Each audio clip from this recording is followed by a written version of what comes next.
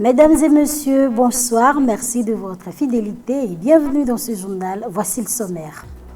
Le gouvernement béninois vient de franchir une nouvelle étape dans la modernisation de ses services consulaires avec le lancement officiel de IPAS, une plateforme numérique dédiée au renouvellement en ligne des passeports pour les Béninois vivant à l'étranger. Les détails dans un instant. Mois du consommant local, la mairie d'Abomey-Calavi abrite à compter d'hier et ce pour 5 jours la foire régionale Exposition Vente, une initiative de la direction départementale de l'industrie et du commerce de l'Atlantique et du littoral. Le point dans ce 20h. La Confédération africaine de football, CAF, a dévoilé la liste des 10 finalistes en lice pour le Ballon d'Or africain 2025, qui parmi eux sera sacré meilleur joueur africain. Élément de réponse dans ce journal. Voilà le sommaire de cette édition.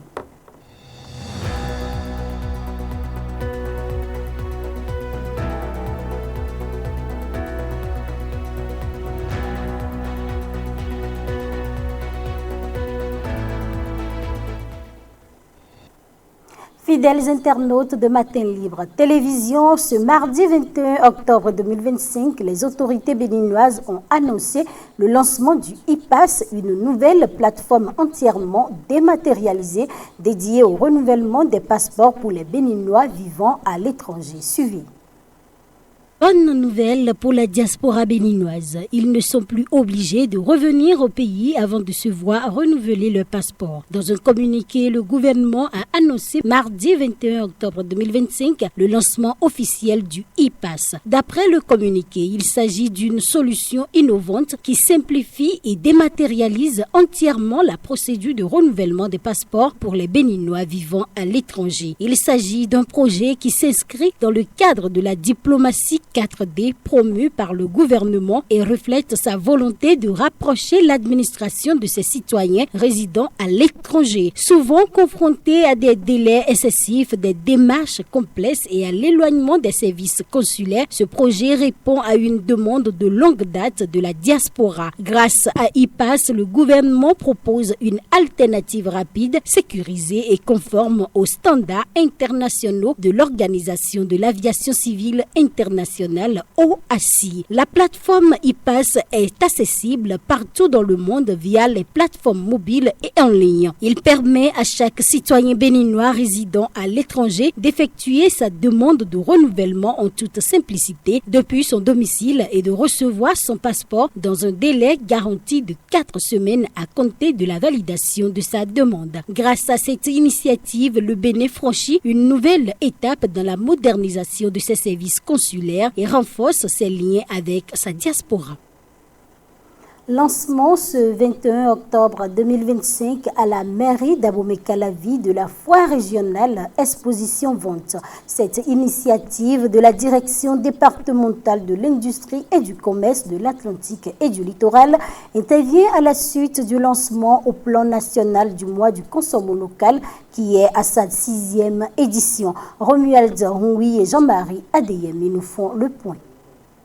Lancée pour 5 jours à la mairie d'Abomey-Calavi, cette foire départementale vise à offrir une vitrine directe aux producteurs et entrepreneurs de l'Atlantique et du littoral. L'objectif est double, accroître leur visibilité et sensibiliser la population à l'importance de la consommation locale. Cette initiative s'inscrit dans le cadre de la 6e édition du mois du consommant local placée sous le thème « Investissement agro-industriel, valorisation des savoir-faire locaux et accès au marché ». Dans les départements de l'Atlantique et du littoral, les potentialités sont immenses et ne demandent qu'à s'exprimer. Des unités de transformation agroalimentaire se développent. Des jeunes entrepreneurs s'investissent dans la production agricole. Des coopératives féminines valorisent le manioc, le sésame, le miel, le soja, le karité, les fruits du palmier à huile, le maïs ou encore des produits dérivés de la pêche et de l'élevage.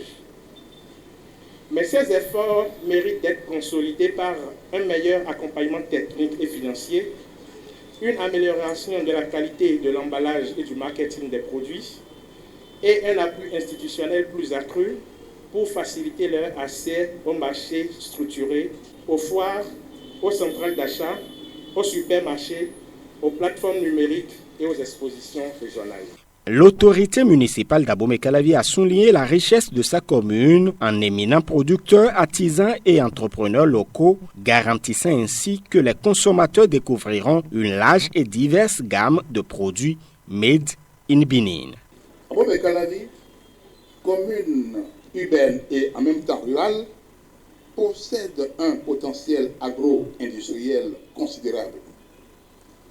Nos zones de production, nos artisans, nos femmes transformatrices, nos jeunes entrepreneurs et nos innovateurs sont porteurs d'un savoir-faire exceptionnel.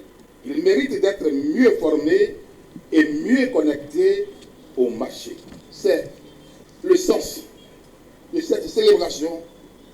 Donc, valoriser nos talents, promouvoir nos produits, encourager nos consommateurs à choisir le Made in Benin. En procédant au lancement officiel, le secrétaire général du ministère de l'Industrie et du Commerce a rappelé l'origine de cette initiative qui est le résultat de la décision prise en 2019 au Burkina Faso par les ministres en charge du commerce et de l'industrie de l'espace ouest africain. Depuis lors, le mois d'octobre s'est imposé comme un rendez-vous annuel incontournable pour le patriotisme économique. Notre pays, le Bénin, regorge d'énormes potentialités dans les domaines de l'innovation et de la transformation des produits locaux. Mais pendant longtemps, le consommateur béninois a jeté son dévolu sur les produits étrangers à la recherche d'une qualité présumée et d'un meilleur prix qu'il ne trouve pas toujours dans l'offre locale. Cette situation qui appauvrit continuellement notre pays ne saurait perdurer. Et il urge donc de changer nos habitudes pour un développement réellement durable et inclusif. L'objectif de la présente foire est de mettre en valeur les multiples potentialités et savoir-faire agroalimentaires, artistiques, artisanaux, textiles de notre pays à travers l'exposition-vente. Durant ces 5 jours, la mairie d'Abomey-Calavi ne sera pas seulement un lieu d'échanges commerciaux, elle sera l'épicentre d'une fierté retrouvée, prouvant que choisir le local, c'est investir directement dans la résilience et l'avenir économique du Bénin. Ce mercredi 22 octobre 2025, le parti Les Démocrates a réagi à la convocation adressée à son président, l'ancien chef de l'État Thomas Boni Yayi, par la direction de la police judiciaire. À travers un communiqué signé du secrétaire national à la communication du parti, Guy Dossou Mitokpe, le parti dénonce une manœuvre d'intimidation visant ses principaux responsables à l'approche de l'élection présidentielle de 2026. Plus de précision dans ce récit. Le parti Les Démocrates ne compte pas se taire suite à la convocation du président Boni Yayi et du duo de candidats Agbojo Lodjou. Le secrétaire national à la communication du parti LD, en confirmant la convocation de ses responsables par la direction de la police judiciaire, indique n'avoir reçu aucune précision quant au motif de cette procédure qu'il qualifie d'étonnant et d'indignant. Selon Guy Mitokpe, il s'agit là d'une série d'actes qui s'inscrit dans une stratégie d'intimidation visant selon eux à fragiliser son organisation et à compromettre les chances de l'alternance démocratique. Toutefois, le parti rappelle que le docteur Thomas Boni Yayi, qui pendant 10 ans a dirigé le Bénin, a toujours fait preuve de loyauté et d'attachement aux valeurs républicaines. Il estime donc que le traitement qui lui est infligé porte atteinte à la dignité due à son statut d'ancien président de la République. Le parti Les Démocrates réaffirme son engagement en faveur de la démocratie, de la paix et de la transparence électorale. Aujourd'hui, de plus en plus de personnes se tournent vers les réseaux sociaux pour créer du contenu. Certains le font par passion, d'autres par envie d'apporter un plus, de partager leur savoir. La créatrice de contenu Teni 229 se confie dans cet élément de Samiratou Kassoumou et Espoir Gbagbanou.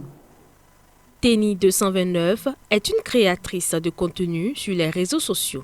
Avec son style unique, elle se distingue par ses contenus en rapport avec la mode et sa façon d'assembler des accessoires. Derrière ses créations se trouve un but précis. Alors déjà, ma première vision, c'est d'abord de valoriser notre pays à travers la mode, parce que c'est important de valoriser notre pays sur tous les plans. Et comme vous le voyez aujourd'hui, c'est fait, mais de façon différente. Chacun sait comment valoriser son pays à travers ce qu'il fait chaque jour, comment il apporte sa pierre à l'édifice. Mais moi, j'ai choisi la mode pour pouvoir transmettre des émotions, des messages à ma communauté à travers ce que je porte. Aussi, je vise à transmettre la confiance en soi parce que c'est important de s'habiller, mais il faut savoir aussi s'habiller en fonction de sa morphologie et être à l'aise et confiant parce que quand on s'habille déjà et on est confiant, ça permet d'attirer les opportunités naturellement et ça permet d'être à l'aise en soi et de pouvoir faire ce qu'on veut sans complexe. Derrière chaque vidéo ou publication, il y a beaucoup de travail, d'efforts et de créativité. Non, créer du contenu, ce n'est pas du tout facile parce que déjà, il faut être créatif. Si tu veux vraiment toucher les gens, il faut être créatif pour avoir des idées vraiment qui ne sont pas ordinaires. Parce qu'aujourd'hui, qu'est-ce qu'on remarque sur les réseaux sociaux? C'est vrai, ce sont des choses parfois banales qui prennent. Mais ce sont des idées qui ont été pensées avant tout, avant d'être réalisées. Donc, créer du contenu, ce n'est pas facile parce qu'il faut tout un travail autour.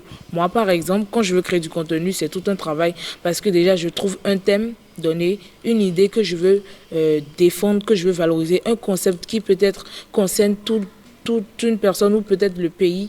Et je sais que si je valorise, si je travaille là-dessus, tout le monde se sentira concerné. Et c'est bien de créer du contenu et faire en sorte que les gens se sentent concernés. Ça leur permet de mieux te donner de la force et ça te permet à toi aussi de savoir, de connaître les besoins des gens et surtout de ta communauté. Donc, créer du contenu, c'est tout un travail. Mais ça devient facile quand on s'habitue et surtout quand on est passionné. Avoir un but précis permet de donner du sens à sa création et d'éviter de se perdre dans la masse. Monter sur les réseaux sociaux, c'est bien et on voit que tout le monde est sur les réseaux sociaux aujourd'hui, ce qui n'est pas une mauvaise chose. Cependant, je dirais que pour pouvoir vraiment avoir une communauté, il faudrait trouver une niche. C'est ça qui permet de former une communauté. Parce que si tu montes sur les réseaux sociaux, sans objectif fixe, tu crées du contenu en désordre et tout, tu ne sauras pas vraiment ce que les gens veulent ou ce que les gens peut-être attendent de toi et ça fera que tu vas te perdre, tu seras dans tout à la fois et ce n'est pas bien parfois. Parce que là, peut-être qu'on aura une opportunité à te confier, on ne saura pas vraiment là où tu es et on ne saura pas vraiment si on peut te faire confiance et tout. Moi, je pense que c'est une bonne chose d'avoir une niche, un domaine dans lequel tu es spécifié et là, tu sais que tu crées du contenu dedans. C'est vrai, on peut faire plusieurs choses à la fois, mais pas tout en même temps. C'est bien d'avoir quelque chose dans lequel tu es beaucoup plus fort. Là, tu sais que si tu vas dans d'autres domaines, tu peux allier tout ensemble. Derrière chaque créateur de contenu se cache une histoire, une passion et une volonté d'inspirer. Mais au-delà de la créativité, il est essentiel d'avoir un objectif clair et une vision bien définie pour donner du sens à ce que l'on partage.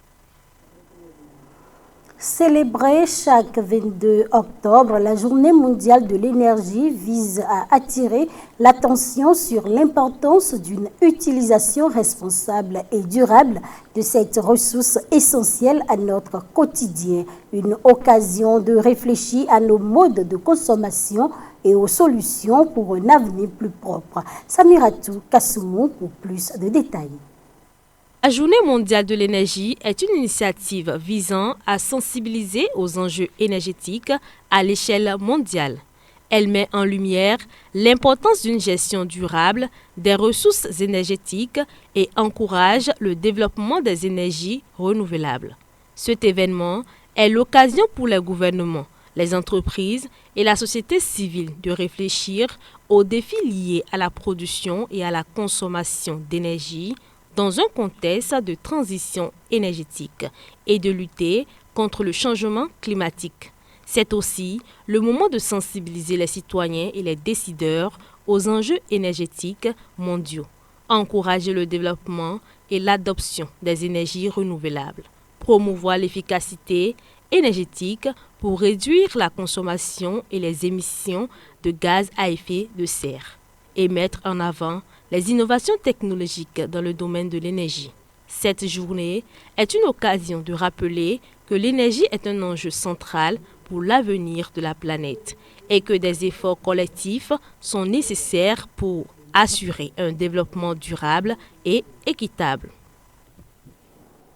Page sport à présent, qui sera sacré joueur africain de l'année 2025? La Confédération africaine de football a dévoilé la liste des 10 finalistes en lice pour cette prestigieuse distinction.